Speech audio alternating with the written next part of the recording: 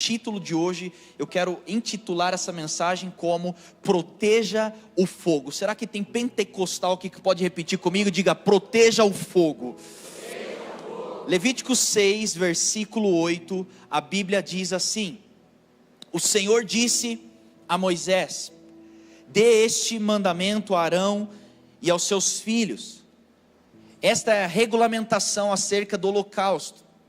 Ele terá que ficar queimando até de manhã sobre as brasas do altar, onde o fogo terá que ser mantido aceso. O sacerdote vestirá suas roupas de linho e os calções de linho por baixo, retirará as cinzas do holocausto que o fogo consumiu no altar e as colocará ao lado do altar. Depois trocará de roupa, levará as cinzas para fora do acampamento, a um lugar cerimonialmente puro. Mantenham-se aceso o fogo no altar, não deve ser apagado. Toda manhã o sacerdote acrescentará lenha, arrumará o holocausto sobre o fogo, queimará sobre ele a gordura das ofertas de comunhão. Mantenha-se o fogo continuamente aceso no altar, não deve ser apagado. Diga isso comigo bem forte: mantenha o fogo. Mantenha o fogo, é isso que a Bíblia está trazendo.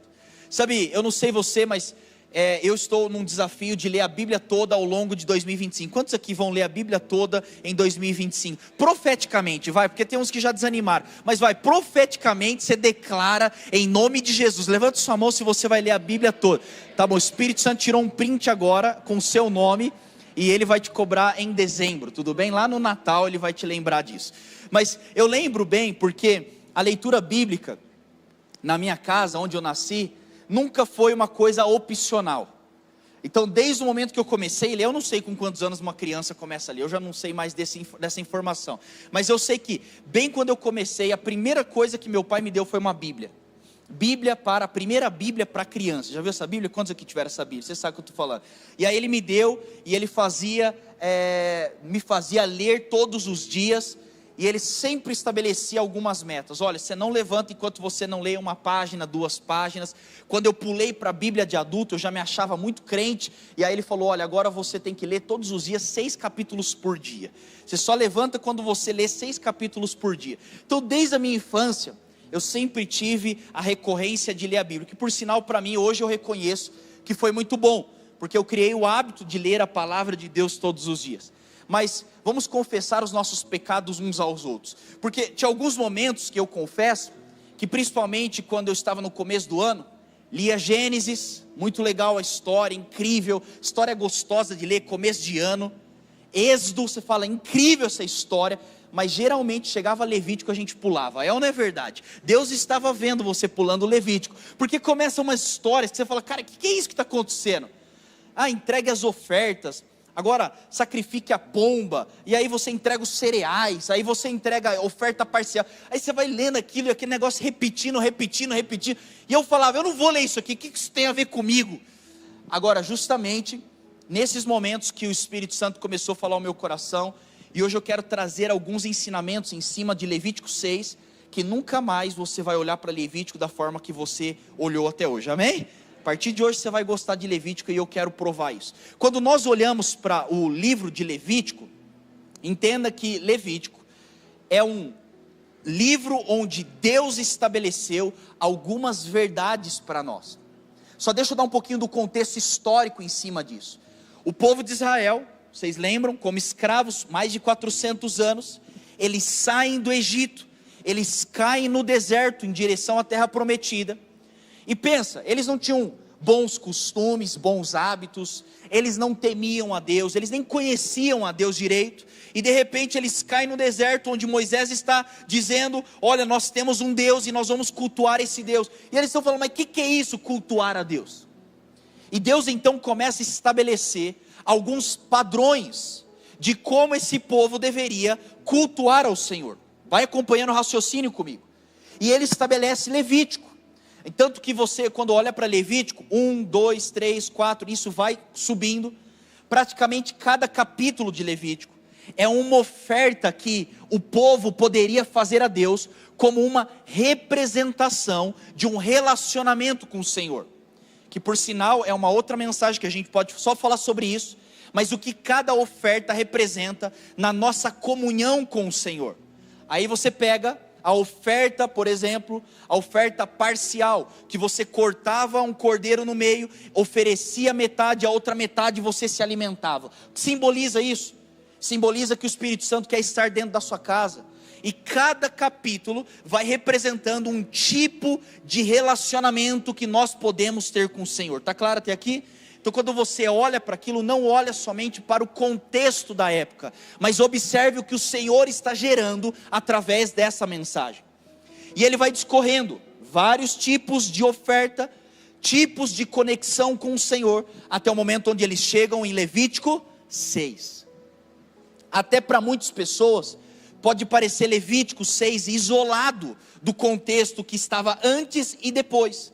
Mas na verdade não é um contexto isolado, porque Levítico 6, ele vai dar instruções aos sacerdotes. Quem eram os sacerdotes? Aqueles que eram responsáveis em oferecer os sacrifícios e os holocaustos do povo para com o Senhor.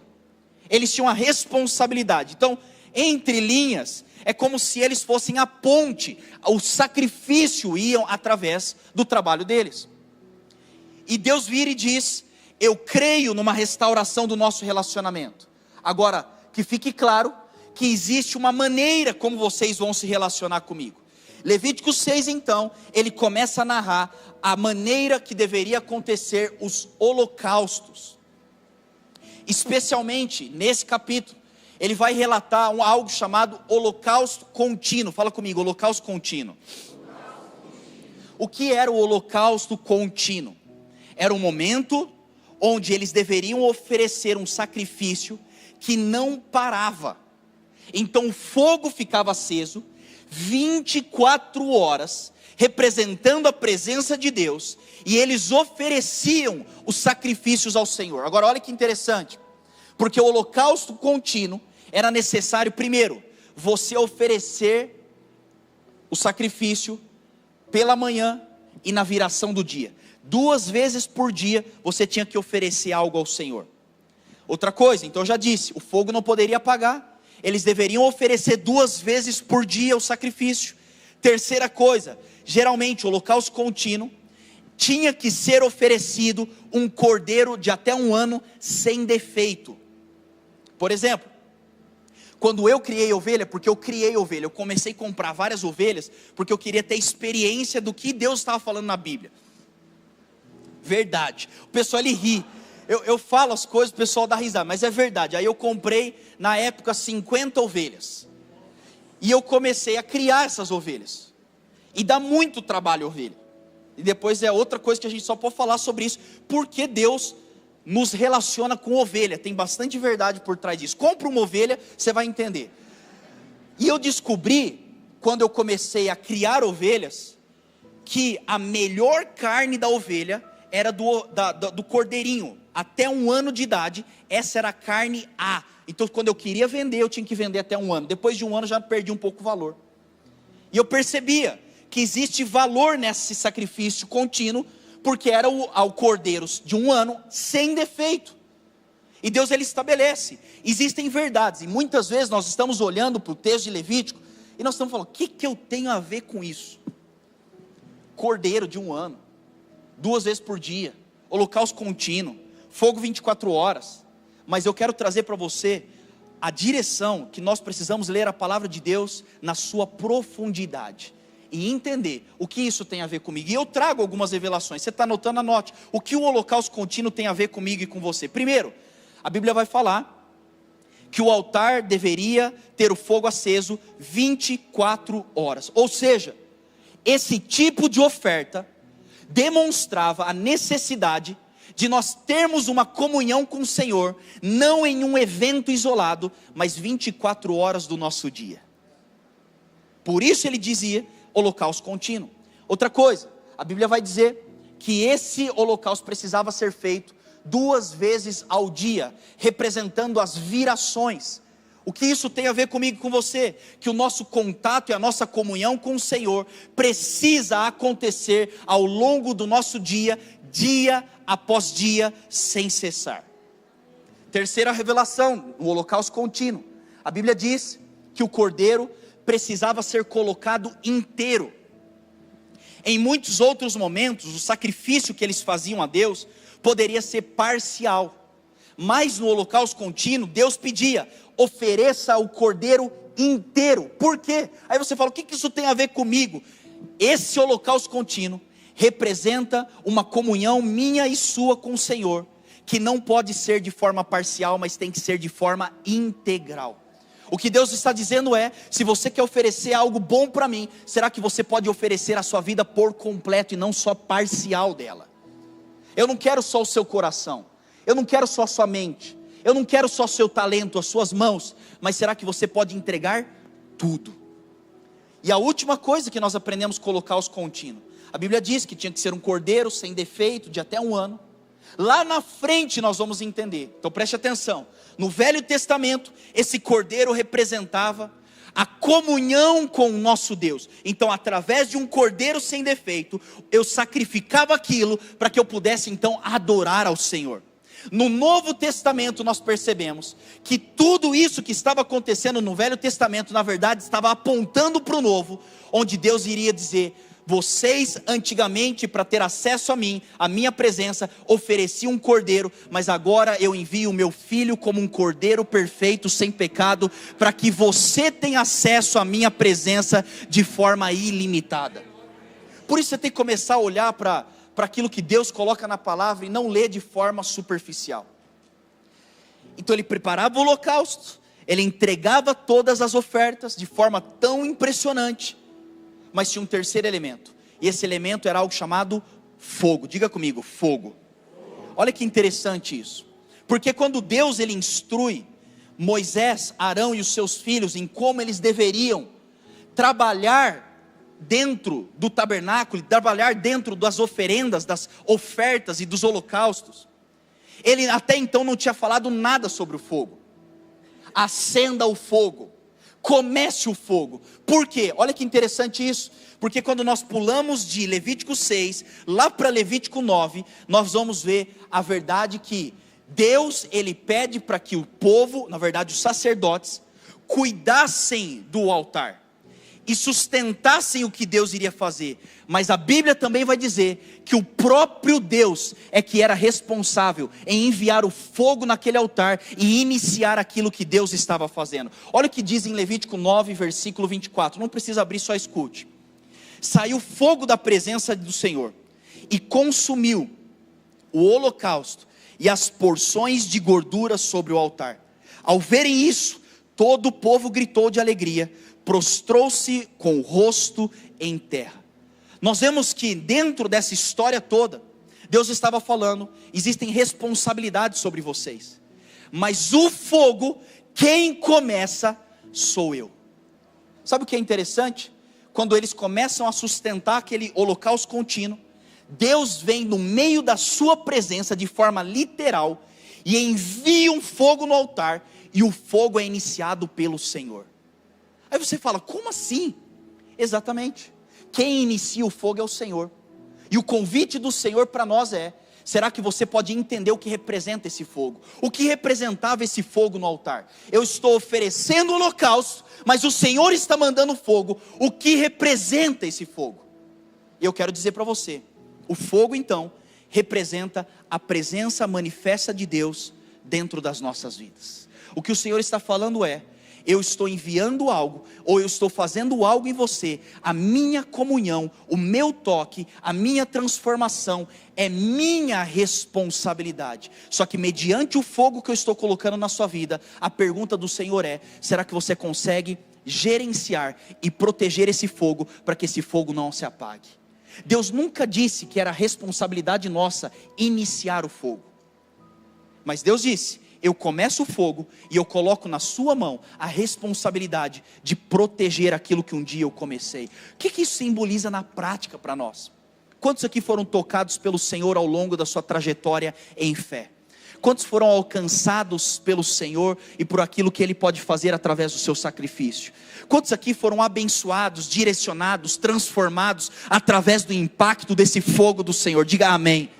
Agora, a direção do Senhor para nós é: será que você consegue manter o fogo que eu comecei. Porque experimentar o fogo, gente, começar o fogo, deixa eu dar uma notícia para você, é a coisa mais fácil que existe. Porque nós não temos que fazer nada. O que você fez para Jesus morrer numa cruz por você? O que você fez para ser um merecedor da graça e da misericórdia do Senhor todas as manhãs? O que você fez para você experimentar tanto toque, mover, presença, direção do Espírito Santo? Diga comigo, nada.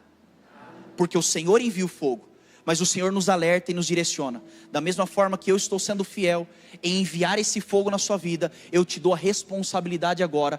Continue, proteja, mantenha a chama que eu coloquei no seu coração. Você sabe o que eu estou dizendo? Muitas vezes quando nós começamos a nossa jornada em fé, a Bíblia vai dizer isso como a chama do primeiro amor. É o momento onde tudo está lindo, tudo está perfeito. É igual adolescente apaixonado, bobo. Tudo está lindo, meu Deus, tudo é maravilhoso. Aí você começa aquela jornada, você começa a descobrir. Aí você começa a postar na rede social, você só sabe falar disso, porque você está apaixonado, porque você teve acesso pela primeira vez à chama do Senhor. Só que a verdade é que uma semana se passa, um mês se passou, 6 meses, 1 ano, 3 anos, 5 anos, e aquilo que lá atrás era motivo de alegria, de satisfação, de prazer, talvez ao longo dos anos isso tenha se esfriado no seu coração. E a chama do Senhor, a presença do Senhor, a comunhão com o Senhor, já não é algo tão valioso como era no começo. Por quê? Porque nós temos uma responsabilidade: proteger a chama do Senhor dentro do nosso coração. Quantos aqui estão entendendo o que eu estou dizendo? Só vira para a pessoa que está do seu lado, faz uma cara de profeta ungido e diga assim: eu e você precisamos proteger esse fogo.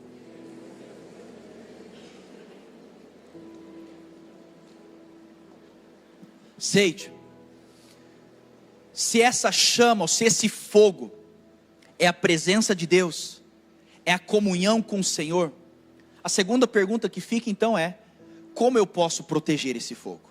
Eu quero te dar então 6 passos, anote isso, 6 passos que nós precisamos dar para proteger o fogo no nosso coração. Por favor, não responda só por responder, mas de verdade, quantos desejam de verdade proteger essa chama e esse fogo até o seu último dia nessa terra?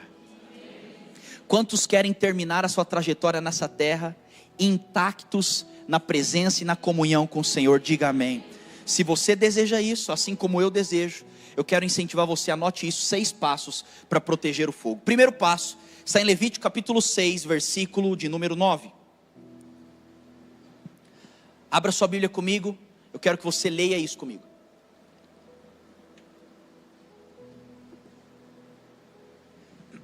Levítico 6, versículo 9.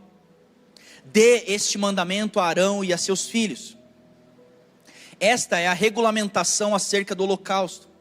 Ele terá que ficar queimando até de manhã sobre as brasas do altar, onde o fogo terá que ser mantido. Fala comigo, ser mantido. Onde o fogo terá que ser mantido aceso. A primeira coisa, Deus ele vira para os sacerdotes, aqueles que eram responsáveis pela chama, e ele vai dizer: você tem uma responsabilidade. A sua responsabilidade não é começar o fogo, mas a sua responsabilidade é manter a chama acesa até o próximo dia. Se você tem um desejo, assim como eu, de Senhor, eu não quero esfriar na minha fé. Senhor, eu não quero me distanciar dos seus caminhos. Senhor, eu não quero te perder de vista. A primeira coisa que nós temos como verdade, anote isso, é necessário assumir a nossa responsabilidade. Se você quer proteger essa chama, assuma a sua responsabilidade. Faça assim comigo, todos vocês. Sabe de que é responsabilidade? Faz isso aqui. É minha responsabilidade. É sua responsabilidade. Isso é tão real que provavelmente 100% dessa sala conhece pelo menos uma pessoa que se esfriou na fé. Provavelmente você conhece alguém que um dia foi extremamente apaixonado com o Senhor, cheio de revelação, e por alguma razão essa pessoa está longe do caminho do Senhor. Sabe o que eu vejo como um padrão? Nesses 32 anos que eu estou dentro da igreja, eu vejo o mesmo padrão se repetindo. Todas as vezes que a pessoa decide se distanciar do Evangelho, ou se distanciar de Jesus, sempre isso vem com uma transferência de responsabilidade. É sempre assim, a pessoa diz: eu não estou mais temendo o Senhor, por quê? Porque fulano fez isso. Eu não quero mais saber da igreja, por quê? Porque o pastor errou. Eu não quero mais viver minha vida em fé com o Senhor, por quê? Porque meu líder agiu de forma errada. Até hoje, eu nunca vi alguém dizer: eu estou esfriando na minha fé por culpa minha. Então você percebe aqui dentro de um padrão, que todas as vezes que o fogo diminui na nossa vida, e nós começamos a esfriar espiritualmente, isso sempre começa de um lugar onde nós não assumimos a nossa responsabilidade. Onde nós não olhamos para a nossa vida e dizemos: eu sou o único responsável em manter aquilo que Cristo começou a fazer na minha vida. Eu sou a única pessoa capaz de proteger e cuidar a chama do Senhor dentro do meu coração. Sabe até quando nós vamos viver um evangelho onde nós dependemos de tudo e de todos para que a nossa fé esteja intacta? Até quando nós vamos culpar líderes, pastores, igrejas? E eu não estou isentando, eu não estou dizendo que essas pessoas não erram. Na verdade, posso dizer uma coisa para você? Adivinha comigo, eu erro. Sabia disso? Eu sei, parece impossível, mas é verdade. De vez em quando eu erro. É raro, mas acontece sempre, entendeu?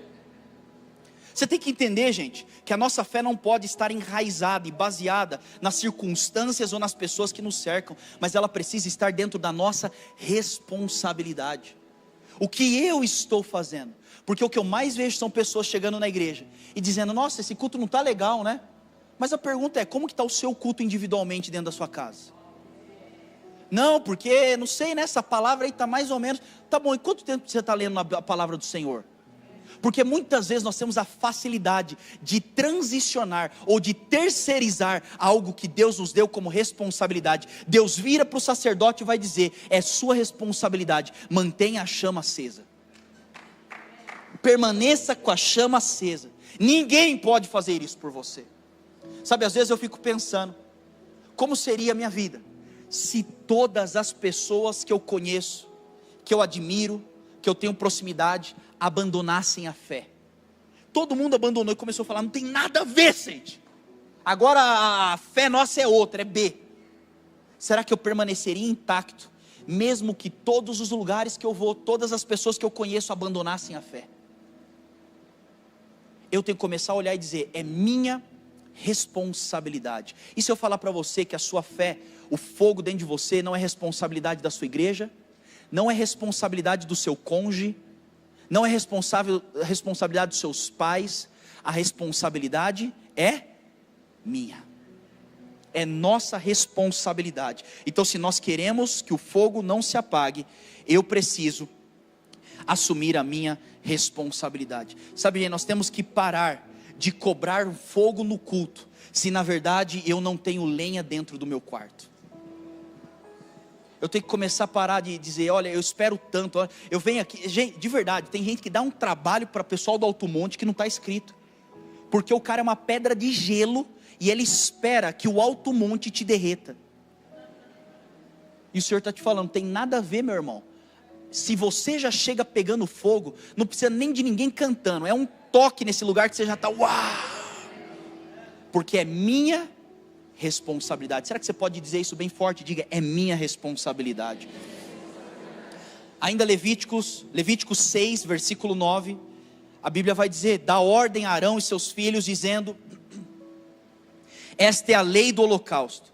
O holocausto será queimado sobre o altar toda a noite. Fala comigo: toda a noite. Sobre o altar toda a noite até pela manhã.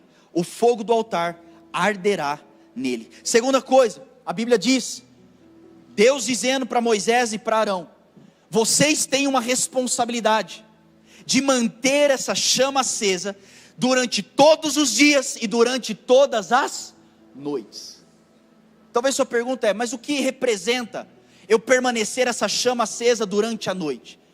Eu não sei se você já fez alguma fogueira, mas naturalmente a fogueira ela se apaga, sozinha, você não faz nada, ela começa a apagar. E você está lá durante o dia, você acende, prepara a lenha, faz as coisas, você está vendo o que está acontecendo, mas de repente a noite entra e você começa a perceber que a chama durante a noite ela começa a se apagar. Deixa eu trazer uma comparação. A noite nessa história, nessa comparação, representa momentos de solidão, momentos onde você não tem uma visão clara das coisas que estão acontecendo. A noite representa a frieza, a noite representa a solidão, onde ninguém mais está perto de você, está todo mundo dormindo, só você está lá.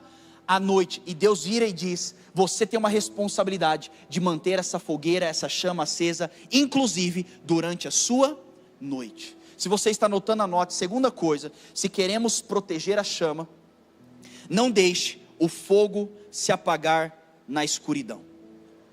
Não deixe o fogo se apagar na escuridão. Deixa eu dizer uma coisa para você. Muitos momentos na nossa fé, nós vamos nos encontrar em lugares exatamente expresso por essa palavra chamada escuridão. Muitos momentos na nossa vida cristã, você não vai estar sentindo nada, você não vai ter vontade, você não vai ter disposição, você não tem ninguém fazendo, você não vai sentir, você não vai ver as coisas acontecendo, mas o que o Senhor nos diz é: se você deseja viver com a chama acesa e proteger essa chama até o fim, será que você tem disponibilidade de manter a chama intacta, mesmo nesses momentos de grande dificuldade? Sabe quantas vezes você vai chegar dentro da igreja e você não vai sentir, você não vai ter vontade, você não vai querer? A minha pergunta é: será que mesmo em momentos como esse, você consegue se posicionar e dizer: eu vou permanecer alimentando a chama do Senhor dentro do meu coração?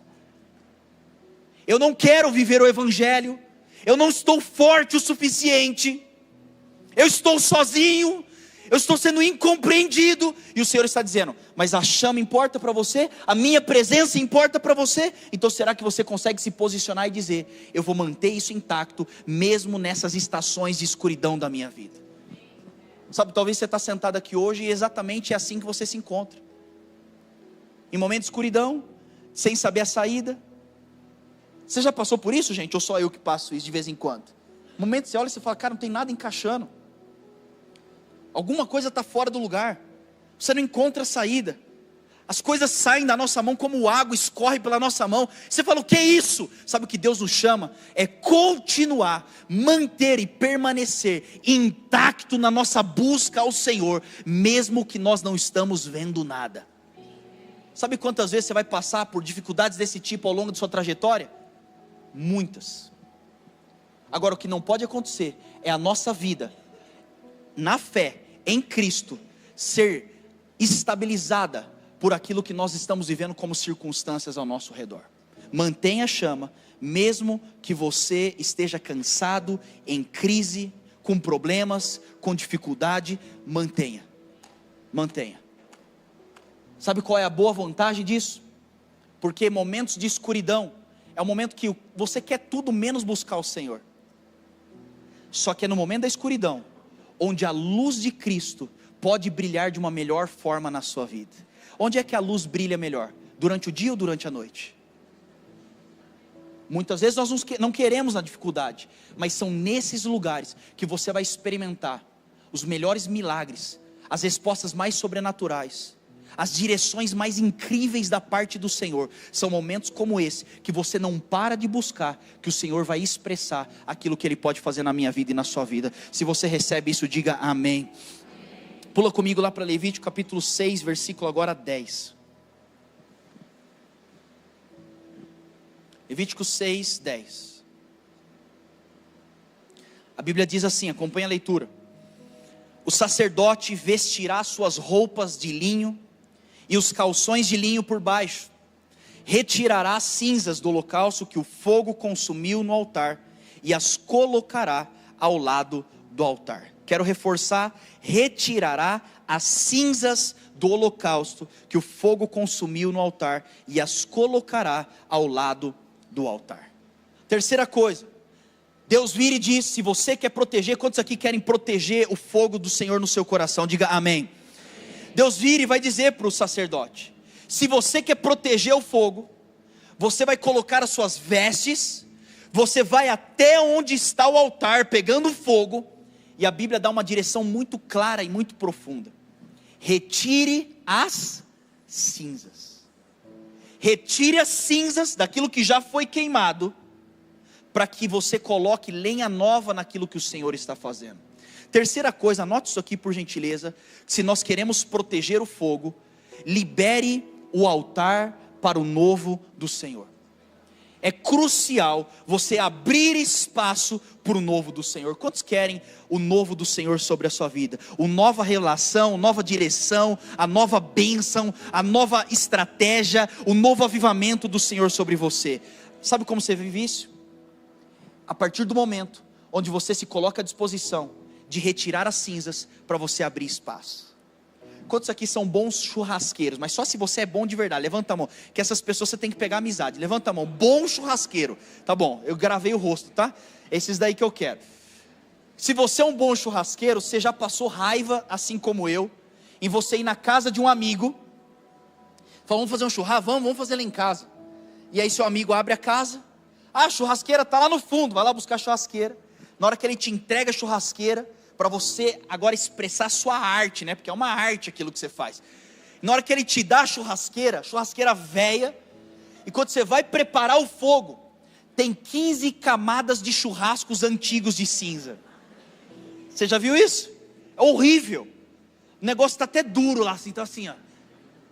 Como é que eu vou preparar um churrasco? Deve ter um defunto aqui, cheio de cinza, aquele negócio duro. Aí você tem que ter o trabalho do quê? Limpar aquilo, retirar todas as cinzas, para que você coloque a lenha nova naquele churrasco. É ou não é assim? Sabe o que o Senhor fala para mim e para você? Se nós queremos proteger o fogo, é necessário você retirar as cinzas do seu passado. E cinzas, deixa eu te explicar sobre isso. Cinzas podem ser duas coisas. Primeiro, cinzas podem ser coisas ruins que te aconteceram.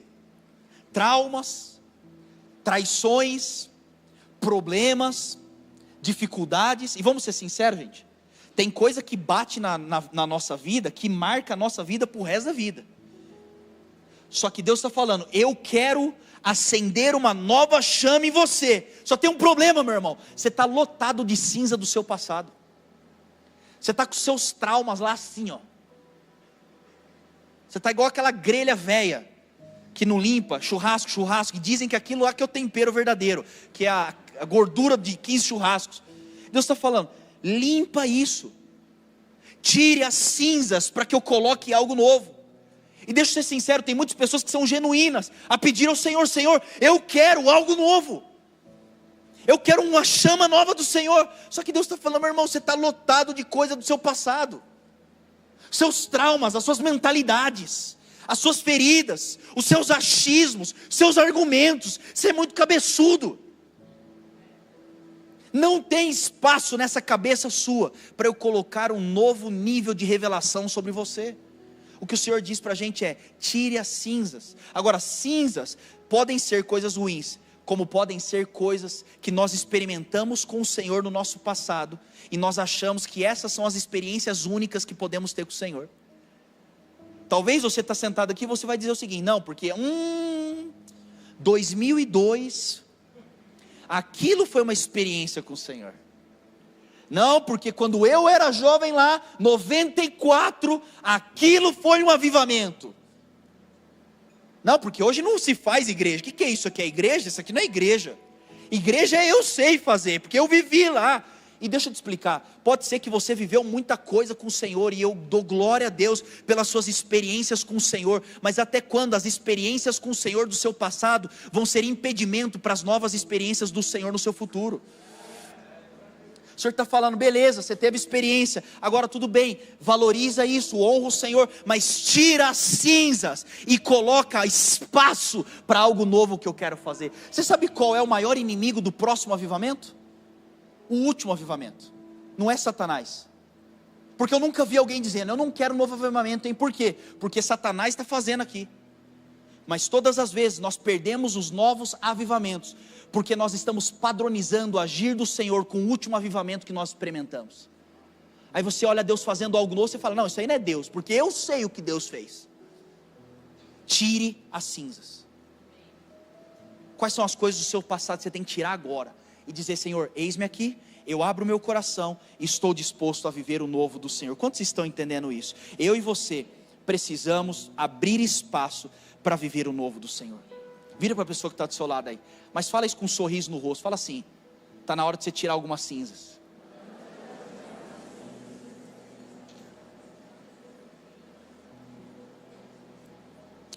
Levítico 6:11. Número 4. Levítico 6:11. Depois trocará de roupa, levará cinzas para fora do acampamento, a um lugar cerimonialmente puro. Deus, ele continua. Quantos aqui querem manter a chama do Senhor no seu coração? Diga amém. Ele vira para o sacerdote e vai dizer, agora pegue as cinzas, retire essa roupa. Que roupa era essa? Roupa de sacerdote.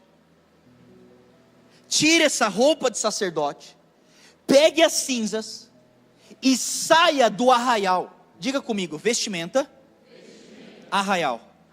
Duas coisas que Deus pediu, sai desses dois lugares, tire isso da sua vida, para que você encontre um lugar cerimonialmente puro. Quarta coisa, anote isso, se queremos proteger a chama do Senhor e o fogo do Senhor, é necessário limpar o que ninguém está vendo. O Senhor, ele vira para aquele sacerdote, alguém que estava ali com influência, se relacionando com o Senhor, e ele diz, vai ter momento para você proteger a chama, você vai ter que tirar sua vestimenta. O que simboliza retirar a vestimenta?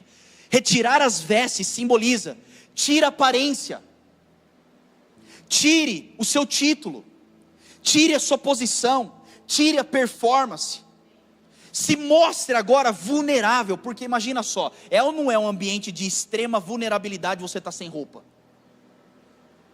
Aí Deus vira e fala, tira essa roupa, porque a sua imagem, a sua performance, o seu título, a sua posição, o seu lugar na sociedade, isso tudo, ok, glória a Deus, mas tem momentos que para a gente manter o fogo, Deus está falando, será que você pode abrir mão disso tudo, para trabalhar em quem você é, no seu mais íntimo lugar?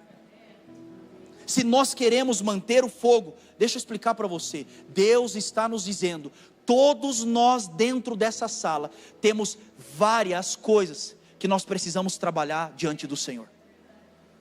O Senhor está falando, tira o seu título. O problema nosso é quando nós estamos mais preocupados com o nosso título, a nossa posição, a nossa aparência, do que com a nossa identidade em Cristo. Senhor, eu quero fogo, mas o fogo está apagando, por quê? Será que não tem coisa aí dentro do seu coração? Será que não tem palavras que estão saindo da sua boca que o Senhor não se agrada? Será que tem pecados que só você sabe? Será que não tem decisões que estão sendo tramadas no seu coração? E Deus está falando, tire a veste, chegue diante de mim de forma transparente, de forma vulnerável, para que você seja trabalhado. Eu tenho que entender, eu tenho que tirar o PR Seite da frente do meu nome e dizer, aqui está o Seite, o que eu preciso melhorar. Se você quer manter esse fogo, eu pergunto para você, o que você precisa mudar diante do Senhor? Aí ele vira e fala, tira a sua veste, mas não é só isso, sai do acampamento. Sabe por quê, gente? Porque o impeditivo muitas vezes, para nós olharmos para as nossas próprias vidas, é nós estarmos no meio da multidão e no meio do barulho. Você está tão preocupado com a correria, você está tão preocupado com o seu trabalho, você está tão preocupado com a sua área financeira, você está tão preocupado com a sua reputação, com a sua carreira, e Deus está falando, meu irmão, você está tão preocupado com tanta coisa nesse arraial, que você não tem tempo de olhar só para mim e dizer o que eu preciso fazer. O que o Senhor direciona para mim e para você hoje é, será que você pode se limpar? Quantos aqui tem pelo menos assim uma meia dúzia de coisinhas que Deus precisa trabalhar na sua vida? Deixa eu ver, levanta sua mão aí. Se você não levantou a mão, você já tem uma, mentira. Já começa aí.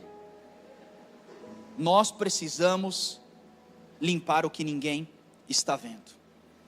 Número 5, Levítico 6, versículo de número 12. Vocês estão bem, gente? Sim. Vamos terminar forte. Levítico 6, 12. Como podemos proteger a chama? Levítico 6, 12. Mantenha-se aceso o altar, o fogo no altar, não deve ser apagado. Toda manhã, diga isso bem forte comigo, diga toda manhã. Toda manhã o sacerdote acrescentará lenha, arrumará o holocausto sobre o fogo e queimará sobre ele a gordura das ofertas de comunhão. Beleza?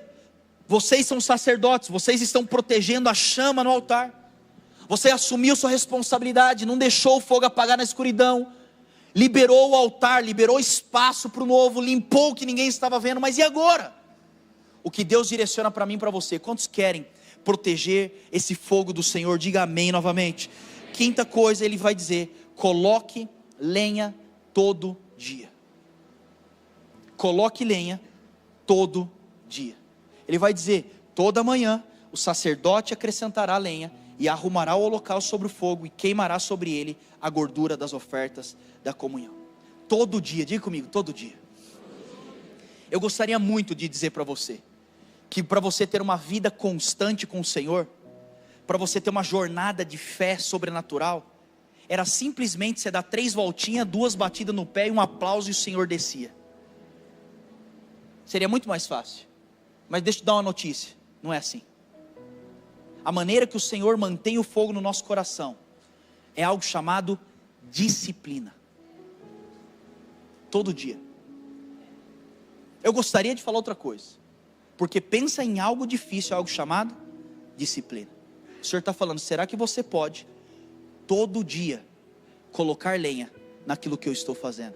O fogo eu vou mandar, mas será que você pode trazer a lenha todo dia? O que isso simboliza para mim e para você, Zion? Olha para mim, por favor. Isso simboliza algo muito simples. Será que todo dia nós estamos lendo a palavra de Deus? Será que todo dia nós estamos tirando tempo para falar com o Senhor através da oração? Será que nós estamos de forma recorrente tirando momentos e decisões para jejuar diante da presença? Será que todos os dias nós estamos olhando para o nosso coração e dizendo: Senhor, muda a minha vida, me santifica, me transforma todo dia? Sente, mas isso nunca acaba? Acaba quando você morrer. E torce para você morrer e ir para o céu, que se for para outro lugar vai ser complicado. O que o Senhor está falando é disciplina. Todo dia, todo dia, todo dia. E a consistência é que vai te levar ao avivamento. É isso que nós precisamos. Sente, mas eu não tenho tempo. Deixa eu te falar uma coisa que é muito sinceridade. Todos nós dentro dessa sala temos tempo para tudo aquilo que é uma prioridade. Não, eu não tenho tempo para ficar 1 hora lendo a palavra e orando. Não é que você não tem tempo, você não tem prioridade. Agora não espere a sua jornada com Cristo estar numa ascendente, pegando fogo cada dia mais, mês a mês, ano a ano, a sua jornada em fé está pegando fogo. Não espere você viver isso, se você não está disposto a fazer aquilo que é ordinário, todo dia. Se você quer experimentar uma fé extraordinária, é necessário você estar disposto a pagar o preço que é ordinário, todo dia. Sei que eu estou sentindo, o negócio está indo para um lugar. Eu te pergunto, gente, como está a sua leitura bíblica? Como está a sua santificação? Como está a sua batalha com a sua alma, com o seu físico? Não tem segredo, gente. Nós precisamos colocar lenha todos os dias. Diga bem forte comigo: disciplina. Isso, gente, se refere você tendo vontade ou não tendo vontade, estando afim no mood ou não. O Senhor está falando disciplina. O que você conquistou na sua vida de relevante que não exigiu disciplina? O que você conquistou na sua vida sem disciplina é só coisa ruim. O Senhor está dizendo: nós precisamos todos os dias. Você está anotando? Anota isso aqui, que é algo que Deus tem falado comigo. Unção sem constância vira uma memória. Unção sem constância vira uma memória. Constância sem unção vira uma rotina, mas a somatória dos dois, entre unção e constância, é que constrói um altar de adoração ao Senhor. Eu e você precisamos pagar o preço todos os dias. Sexto e último, e eu quero fechar, Levítico 6, versículo 12.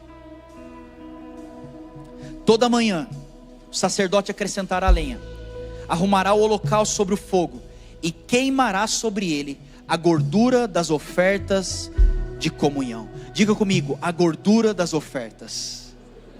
Número 6, se você quer proteger o fogo, queime o melhor que você tem na sua vida.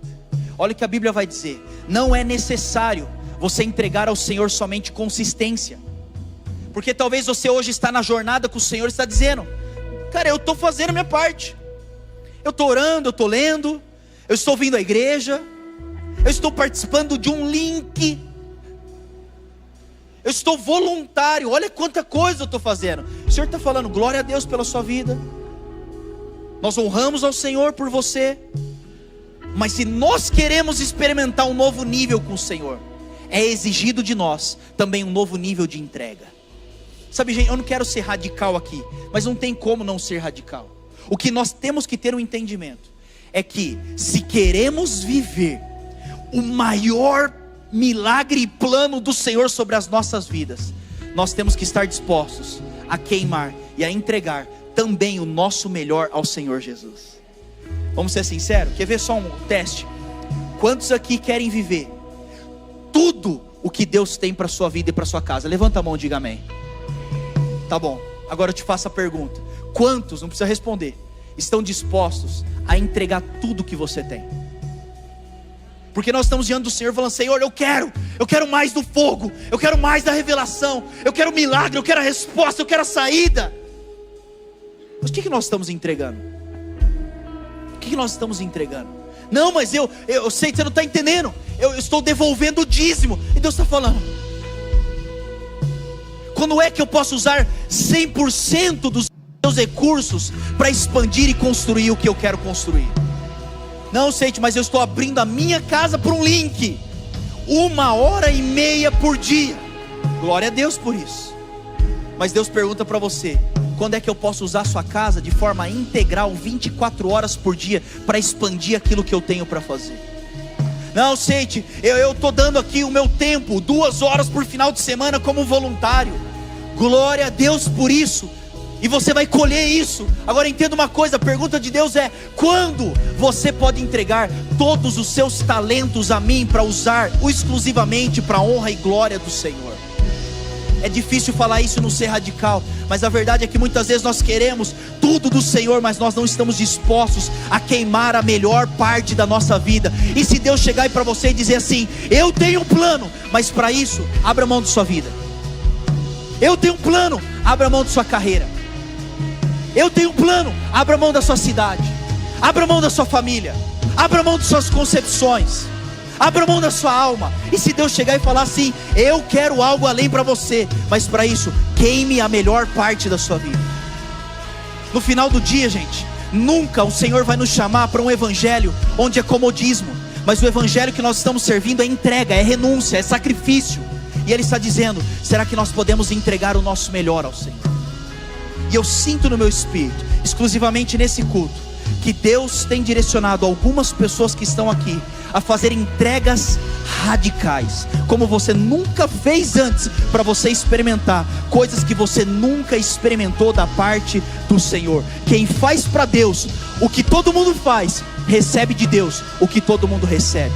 Mas quem faz para Deus o que ninguém faz, recebe de Deus o que ninguém também recebe. O Senhor pergunta a mim e a você: qual é o nosso melhor? Será que o nosso melhor é isso?